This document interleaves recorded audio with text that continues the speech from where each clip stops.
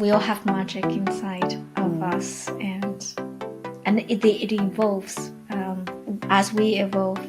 What is your magic? I think that my magic, and I learned this sort of like over the years, is I just have this genuine curiosity about people.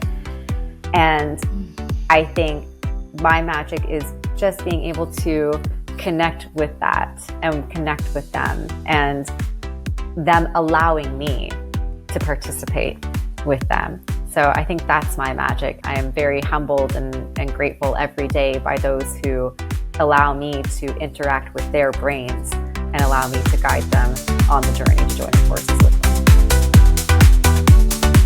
Welcome to Magic Academy Podcast. Today with us is Lauren, the founder of Learning Pirate. So Lauren has been working in the intersection between neuroscience and its application in the industry for many years. And she recently launched a new course initiative called Learning in Partnership of Your Brain, which I took, and everybody should, because it's such an interesting, engaging, fun experience for you to get the foundations of neuroscience nailed down. So great to have you, Lauren, today with us at the podcast. Oh, it's awesome to be here. Let's teach everyone how to join forces with their brain. Let's do it. Yes. Excellent. So people may have read about you in all sorts of media outlets and probably took some of your previous courses. If you were to introduce yourself in a way that nobody has heard about as of 2024, how would you introduce yourself? Okay, let's take a different angle this time. I would say I'm a rock and roll scientist, but better known as the pirate, but best known as one of the few scientific learning designers out there trying to bring everything about the brain into our professional and our personal lives. That's beautiful. Because a lot of times when we're thinking about learning design, people think about graphics, information, and we maybe from time to time we wonder actually what the neuroscience say about learning actually, and how can we integrate into that design piece.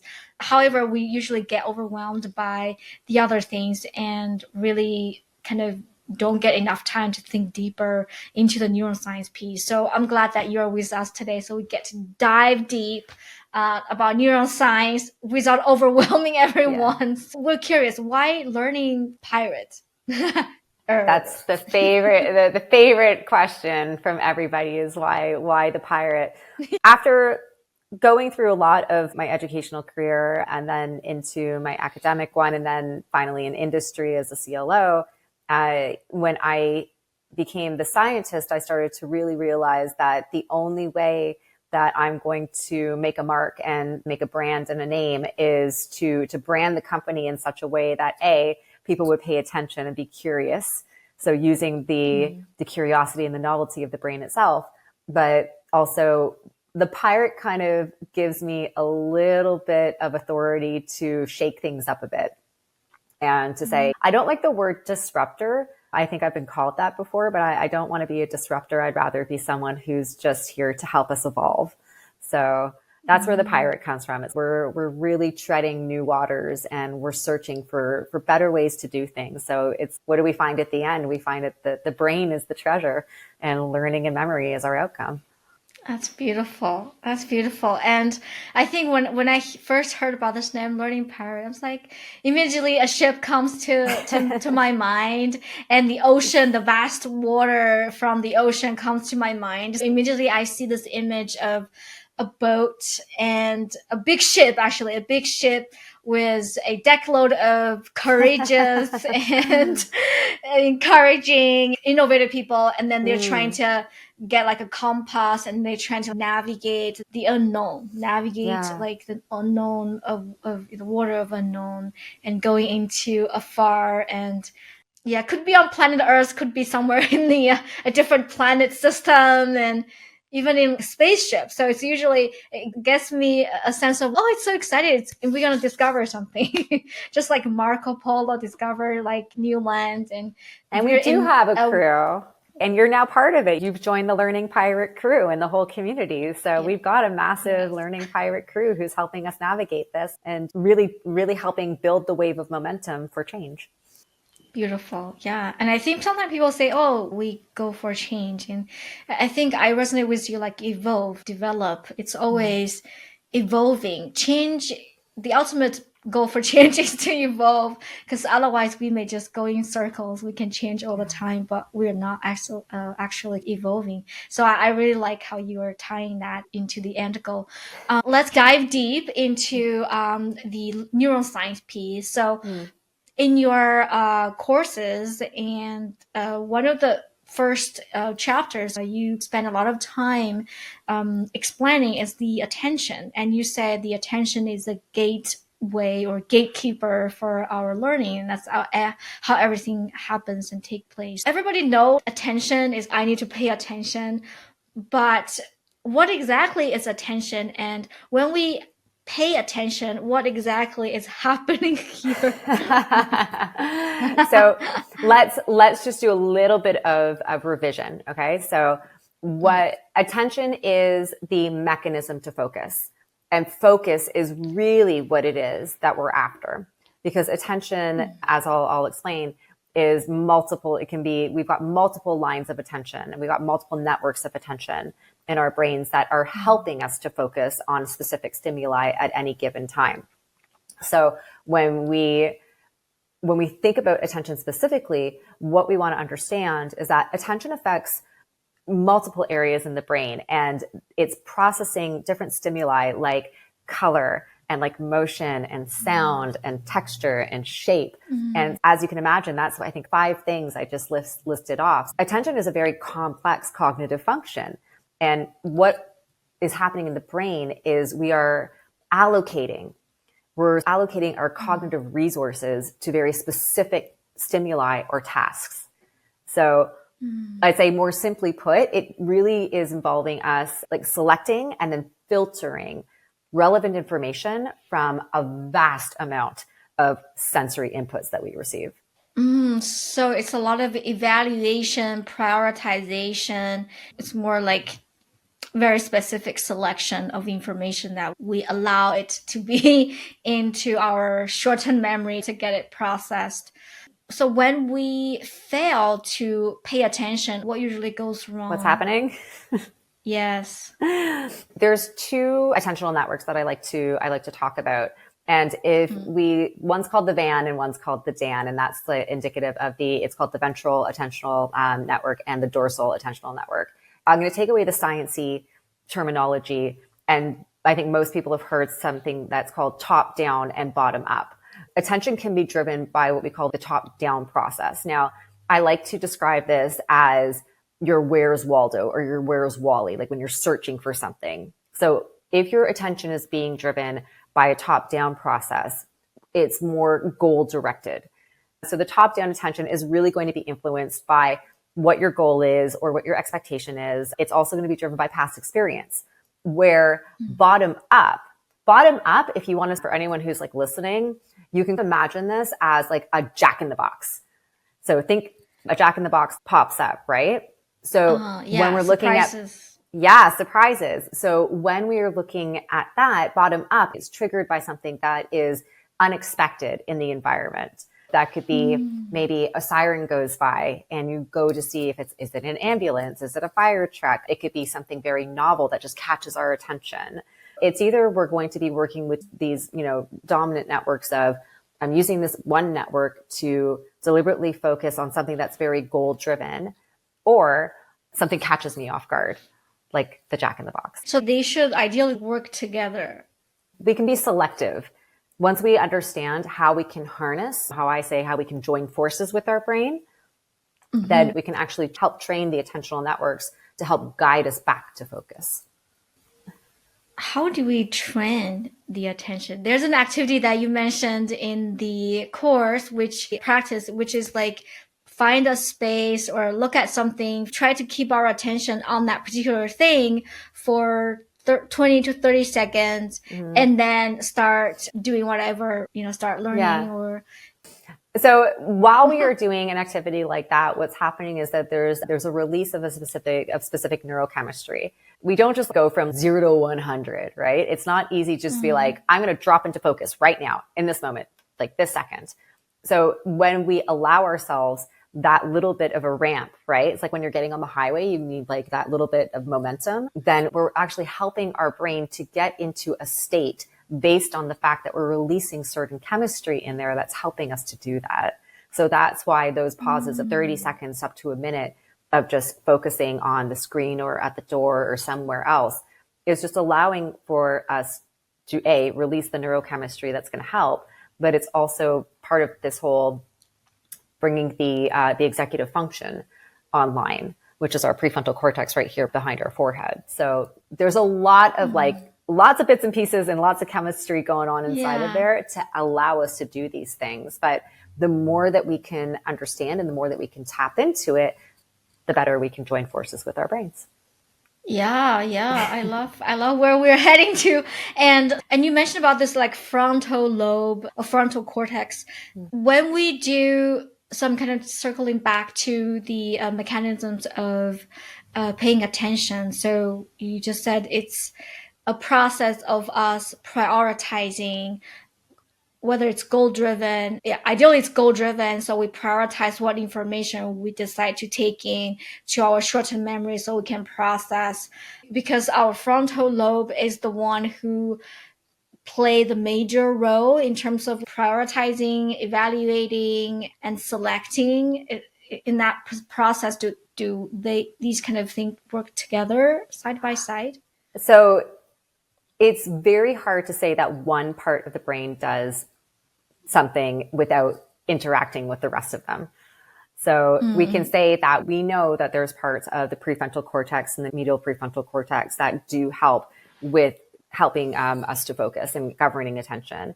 And there's inhibitory pathways between the prefrontal cortex, which is where our executive function lives. So when I say executive function, we're talking about things like our goals, our problem solving abilities, our abilities to focus. Part of our behavior is governed in this area of the brain as well. But there are so many different pathways to this particular area of all areas of the brain, but to this particular area of the brain, one in particular, which has an ability to take it offline, is the amygdala, which is where the emotional processing centers of the brain are. When the emotional processing center is fired up, it almost like cuts off access to our executive function. Not literally, it doesn't literally cut it off, but it takes it offline. We go offline. So in order to regain our focus, you would want to do some down regulation, which is going to tell that part of the brain, you know what, there's not a tiger chasing us. We're safe. We're okay. Because we want to mitigate the stress response as well, because too much stress. And once again, our executive function is offline. Little bit of stress when we're learning, we definitely want. Too much stress and we're taking the executive function offline, which means we have to find ways through breath, through a meditative practice, change of environment, getting up, in order to refocus. I see. So our stress level directly impacts whether or not we're able to pay attention or able to focus. So absolutely. I was struggling to connect wellness with learning science, and now you're giving me this potential answer. Is the wellness piece is the one who helps us to not turn off our frontal lobe, so all the energies or the focuses will come and help us to focus rather than dwelling in that emotional part of the brain and getting lost and getting the frontal lobe offline. So the wellness plays such an important... Huge. Yeah. But that's when we talk about wellness as the whole and its impact on the brain, we're also talking about the food that we're eating.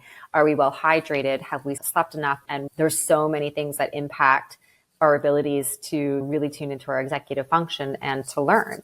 And all of that plays a really great role. I know that for most people listening, if you're hungry and you're sitting at your desk and you start to realize that you're hungry, it's hard to focus.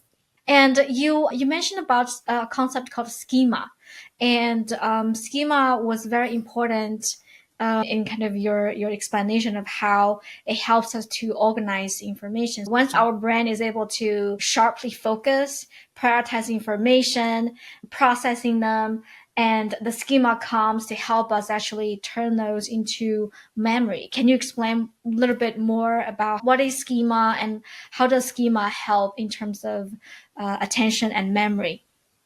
So schemas represent the way that our brains have organized certain things. So it could be a pattern of thought, it could be behavior, but it's really relationships between categories of things. And that's how when we are learning, when we are little, we start to develop our schemas for very particular things. In the series and in talks, I like to give the example of when a child is learning what a dog is versus a cat is. Maybe they see something with 4 legs and fur and everything's a dog. They could see a goat and it's a dog, but until they understand what are those differences, right? A dog is definitely not a goat. A dog lives in a house, a goat lives on a farm. They make different noises. Their tails are different. And that's how the schema is starting to grow. It's all that information that we know about something organized. And so when we are learning, we are filtering things through what we already know. So it could be through an existing schema. Now, sometimes that works well for us because we've got existing knowledge that we can build upon.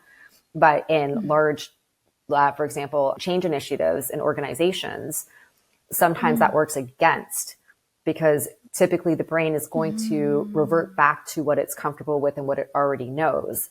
But if we are trying to modify a schema, if we're trying to modify information, that's when focus and drawing attention to how things are different becomes really important to create a new memory. That's very interesting. A lot of times when we're thinking about change, the process of change, there's usually a default resistance to change. And even when people say, oh, it's disruptive, and it does have some sort of like a tone of unwillingness. It's kind of getting everybody's in a zone of uncomfort rather than comfort. How do we make this process more enjoyable? How do we make change more enjoyable? In a session that I was in yesterday, this kind of came up as a topic because then we started to come into the world of behavior. And how do we modify behavior? How do we measure the modification of behavior? And I think in the learning world, especially in the professional organizational world, we're always thinking about what is the end goal. And we keep ourselves focused on that's the change that we're looking for, without really thinking about how long is that going to take to modify in a human brain and then see that transferred in performance in some sort of way.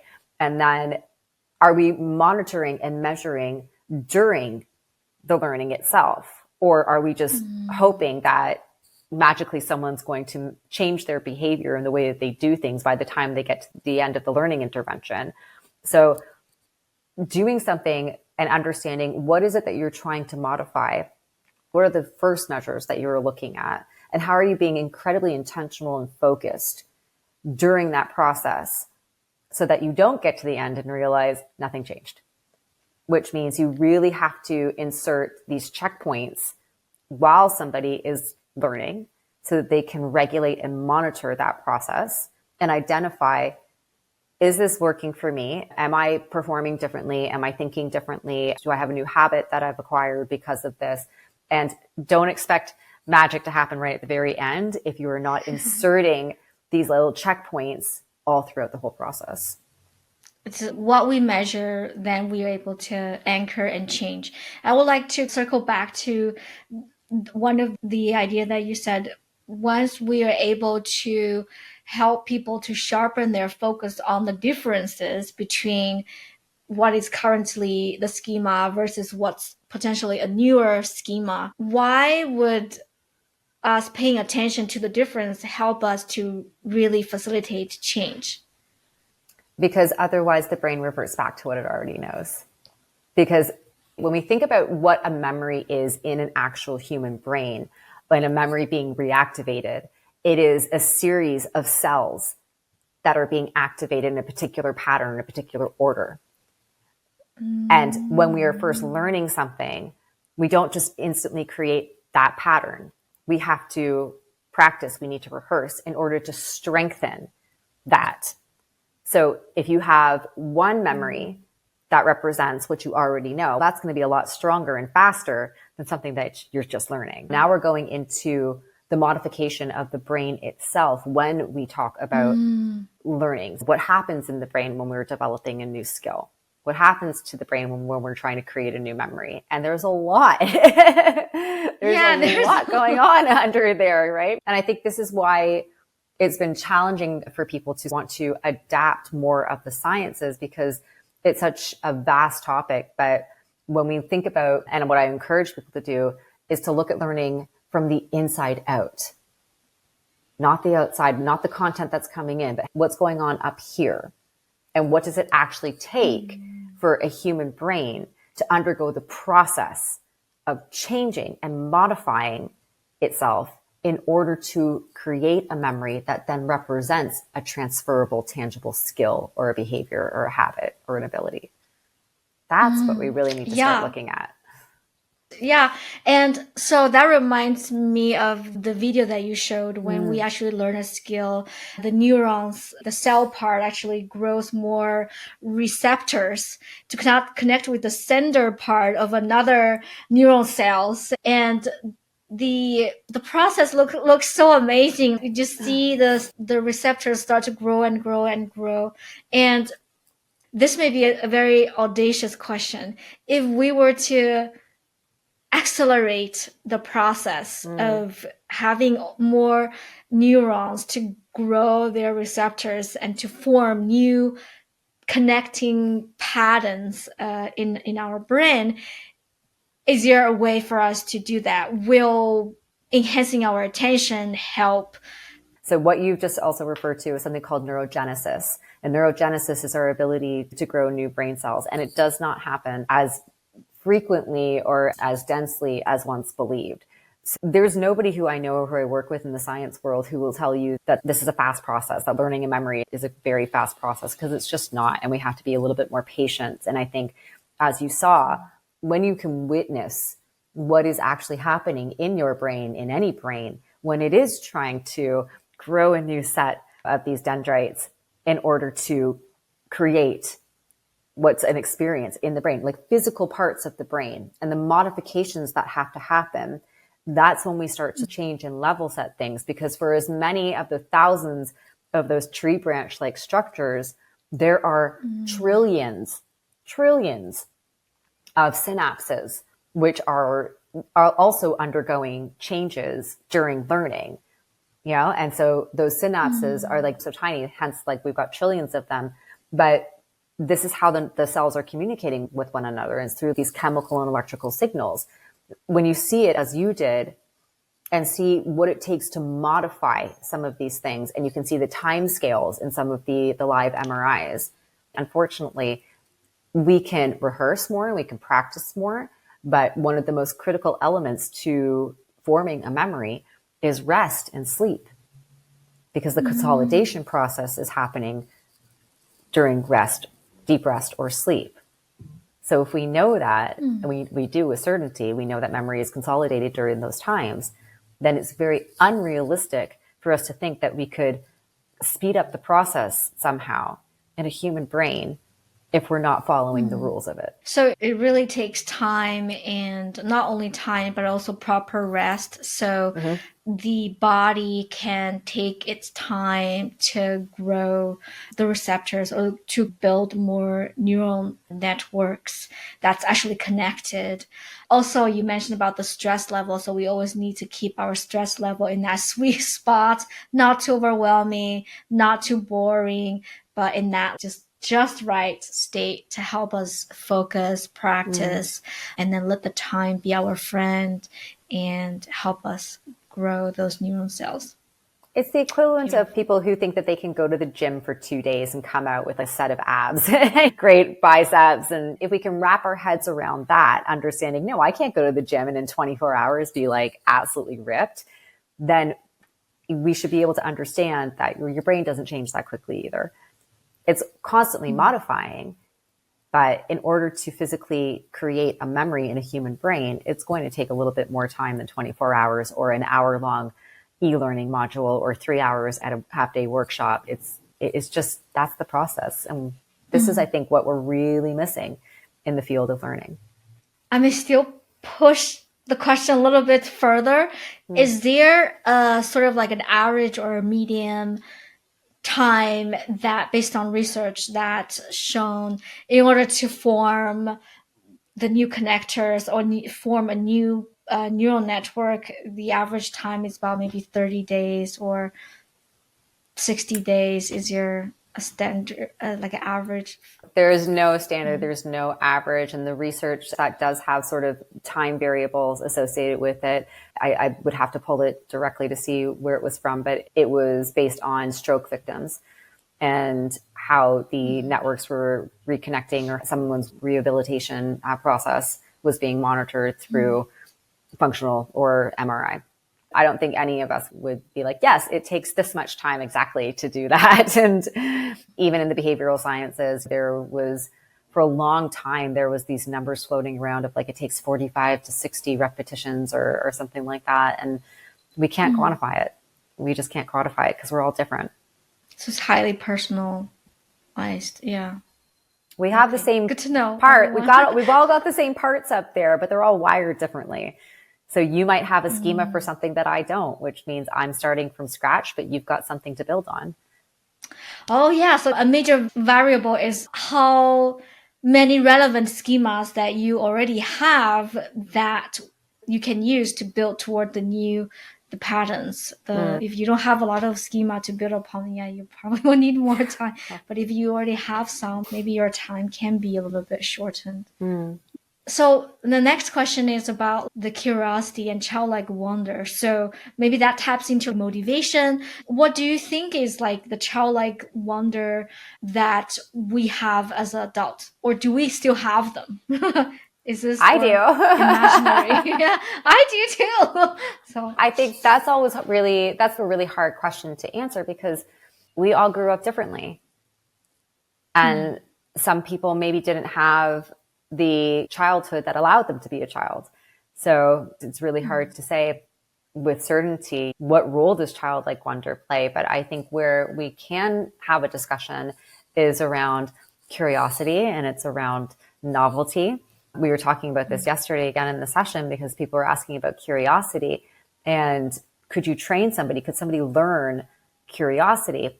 And there wasn't any evidence, There was a cognitive scientist, Elizabeth Bonowitz, who I quoted, and she was like, there is no scientific evidence that you can foster curiosity as a trait. And that was in her, I believe, I'm not sure if it was her studies, but it was studies in children. So when it comes to us as adults, though, where I think that where we can stimulate a little bit of that childlike wonder is through novelty, because the brain loves novelty. And the cool thing about how we know that is that when they were doing neuroimaging, and neuroimaging is going to measure electricity that the brain cells are using to communicate with one another. It shows that your brains are responding stronger to things that you've never experienced before. There was Dr. Sylvain Moreno, who I think their research showed that it was as much as 3 to 5 times stronger that these cells were responding to things that we've never seen before. So it's cool that we can learn about novelty and learn how to use novelty when we're learning so that we can insert things that are whimsical and allow us to chase our curiosity a little bit. But at the same time, going back to those attentional networks, we're stimulating the attentional network to something that's new and something that might be unexpected. So we're really working within the beauty of the brain system when we use that novelty and the attentional networks to come together.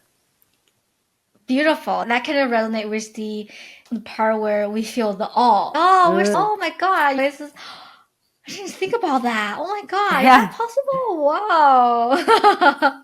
Yeah. That's amazing. that actually ties into my next question is with all the kind of new development, especially on the technology, we have like artificial intelligence, Gen AI, then we have extended reality, virtual reality, and we have like Web3 and all that.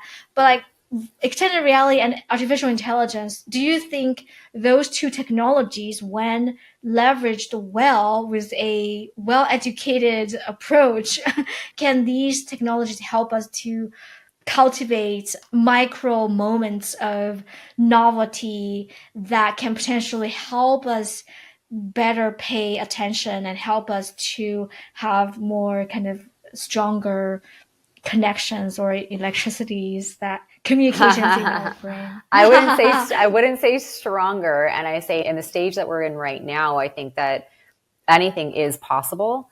We can use the models that we've got right now in order to train them to teach them how do we insert novelties or these moments of curiosity and whatnot. But the scientist in me is going to say, until we have more empirical evidence that these are actually working to transfer into human capability, then it's really hard to say. Until more studies are done, until we have more data, until we have more research, to say absolutely certainty yes, it just doesn't sit well. So it's a possibility, and then everything's a possibility. Yeah. Give it a couple of years. Give it a couple of years. More research, more studies, more data. Yes. More data. Yes. Be patient.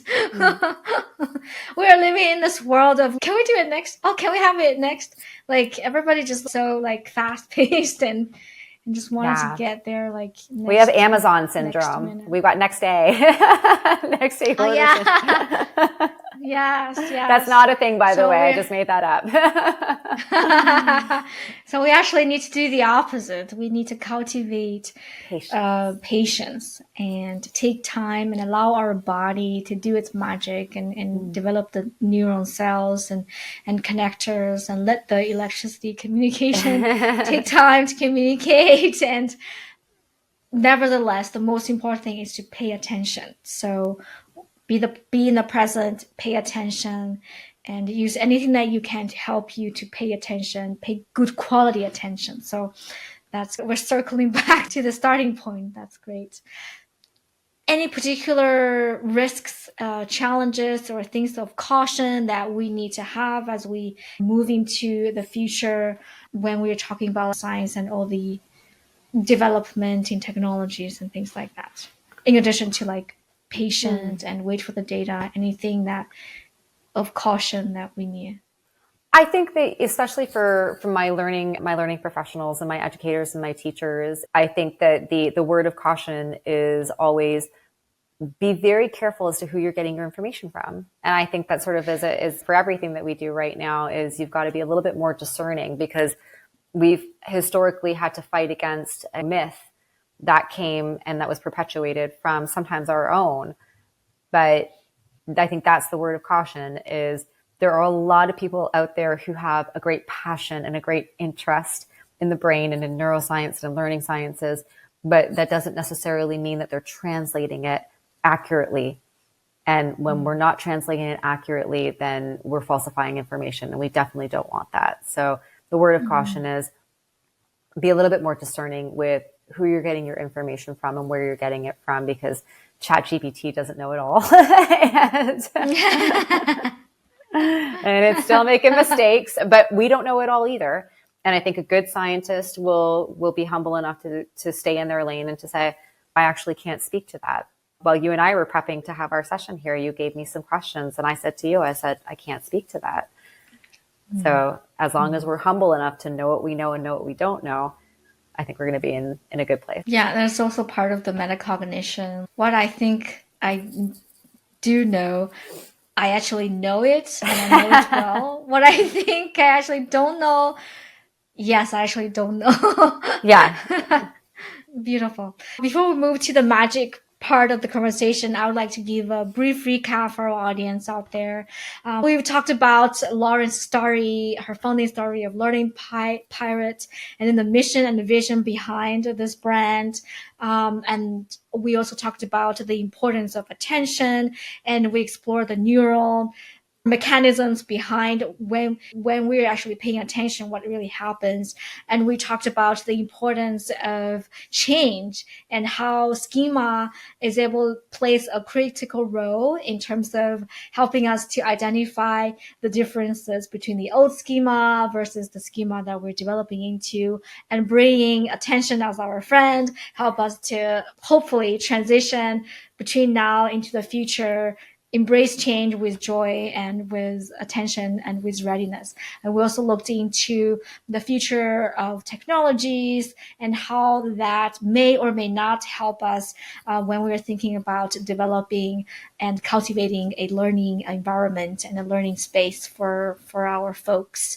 And we also talked about some potential cautions, especially on the literacy piece. We need to be more cautious about where we get the information from and admit when we know something and when we don't know something. Beautiful. Magic. So Lauren, when you were 11 years old, what did Lauren enjoy creating or playing? That time just disappeared. I was a musician from a very young age. So you probably could not have pulled me away from the piano at that point, because that's where I wanted to spend all of my time, was making and creating music. 11-year-old Lauren was doing that. And I think she's still with me, but I'm such a curious human being. So when I wasn't playing the piano or doing something that had to do with music, I was probably going somewhere that I shouldn't have gone just to see what was there. Explorer at yes, the pirate from a young age. The pirate. I love it. I was reading a book called Your Brand on Arts, and it's talking about the healing power, the transcending power of music. It's something about the sound, that the wavelengths that we listen to the music, and even we play the music, something is happening. That's even their own kind of domain, and we can wait it to be explored. Any particular challenges that you personally have to go through and that help to shape who you are as of now today? I think if we look in the more recent years, the challenges were learning about my own brain. That was a challenge. When you don't know about this thing and that's the challenge of learning about my own brain was definitely a challenge. Being a translator to all of the sciences is always a challenge, because that means I'm constantly in a state of learning myself. But I think the real challenge is trying to get everybody else on board with this. And the irony to that is that it's the brains of everyone else. Like we were saying, they believed something, and their habits and the behaviors towards this topic of learning is been cultivated over several decades, that those neural networks are so strong. They're holding on to the old. And that's definitely a challenge. But if we want to move forward, if we want to see the evolution, if we want to advance as human beings, as fundamental human beings, then we have to embrace the challenge. And that's something that I had to learn. And I'm hoping that everybody else will get on the pirate ship with me.